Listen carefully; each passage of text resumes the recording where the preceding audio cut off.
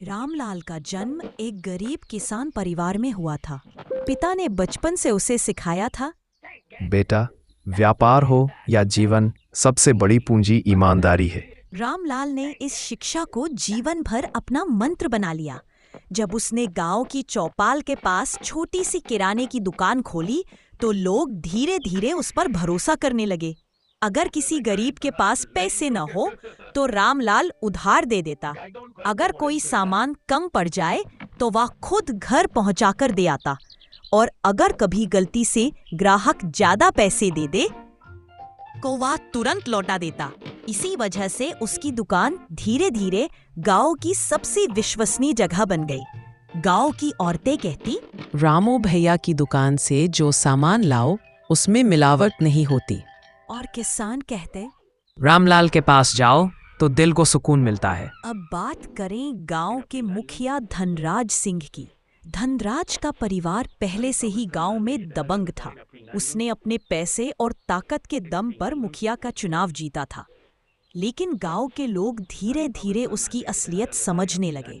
वह पंचायत के पैसे अपने घर खर्च करता, सरकारी अनाज अपने गोदाम में छुपा देता और जरूरतमंदों को मदद करने की बजाय उन्हें धमकाता।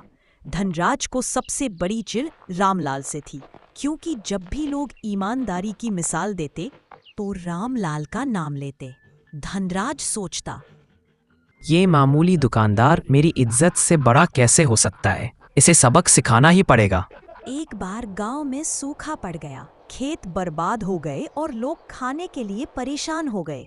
सरकार से मदद आई, गेहूं, चावल, दाल आदि। मुखिया धनराज ने इन अनाजों को गरीबों तक पहुंचाने की बजाय अपने गोदाम में छुपा दिया। लेकिन लोगों को जब अनाज नहीं मिला तो वे सीधे रामलाल की दुकान पर पहुंच गए। रामलाल ने अपनी जमा पूंजी से अनाज खरीदकर सस्ते दामों पर गांव वालों को देना शुरू किया। गांव वाले आशीर्वाद देते हुए बोले, रामू भैया, आप ही असली सहारा हो। यह सुनकर मुखिया धनराज आग बबूला हो गया। उसने पंचायत में घोषणा की, रामलाल अनाज में मिलावट करता है और लोगों को बेवकूफ बना रहा है।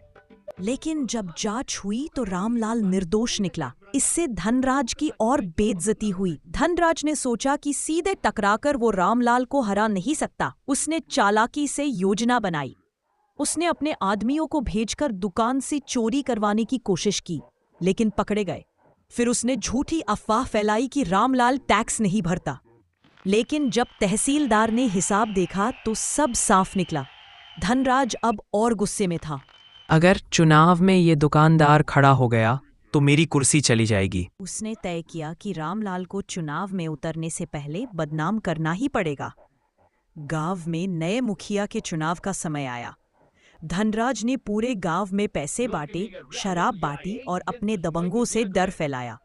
लेकिन दूसरी ओर गांव के बुजुर्गों और युवाओं ने मिलकर रामलाल से मुखिया बनने की गुजारिश की। पहले तो रामलाल ने मना कर दिया। उसने कहा, भाइयों, मैं तो बस एक दुकानदार हूँ। मेरा काम लोगों की सेवा करना है, राजनीति नहीं। लेकिन बुजुर्ग बोले, रामू बेटा, राजनीति का असली मतलब ही सेवा है। जब तक हमारे पास तुम्हारे जैसे लोग नहीं होंगे, गांव नहीं बदलेगा। रामलाल ने बहुत सोच विचार के बाद चुनाव लड़ने की हामी भर दी। चुनाव प्रचार शुरू हुआ। धनराज बड़े बड़े वादे करता, लेकिन लोग उसकी चाल समझ चुके थे। रामलाल कोई वादा नहीं करता, बस कहता, मैं वही करूँगा जो हमेशा से करता आया हूँ, सच और सेवा। गांव में माहौल बदलने लगा। लोग खुलकर रामलाल का समर्थन करने लगे। धनराज ने आखिरी दांव खेला। चुनाव से एक दिन पहले उसने लोगों में झूठी अफवाह फैलाई कि रामलाल चोरी छिपे शहर के व्यापारी से मिलकर गांव की जमीन बेचना चाहता है। गांव में हलचल मच गई। सभी इकट्ठा हुए।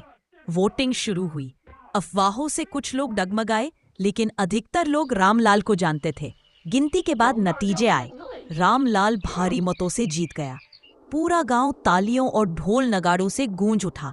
लोग चिल्लाने लगे, ईमानदारी की जीत हुई है, रामू भैया जिंदाबाद। धनराज का चेहरा उतर गया। उसकी चालें नाकाम हो गईं।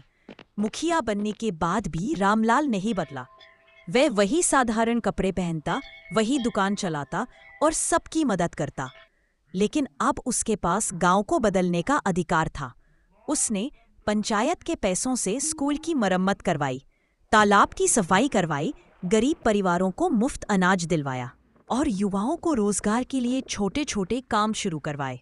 धीरे धीरे रामपुरा आदर्श गांव बन गया। धनराज ने कई बार फिर से अपनी ताकत आजमाने की कोशिश की, लेकिन लोग अब उसकी असलियत जान चुके थे। एक दिन भ्रष्टाचार के केस में पुलिस ने उसे गिरफ्तार कर लिया। जब उसे हथकड़ी लगाकर ले जाया जा रहा था तो गांव वाले चुपचाप खड़े देख रहे थे। किसी ने उसकी मदद नहीं की। उसे तभी समझ आया कि असली ताकत पैसे या दबंगई में नहीं, बल्कि ईमानदारी और भरोसे में है। हाय दोस्तों, मैं हूँ सोनी। अगर आप मुझे ऐसे ही देखना चाहते हैं तो वीडियो को लाइक करें और चैनल को सब्सक्राइब करें।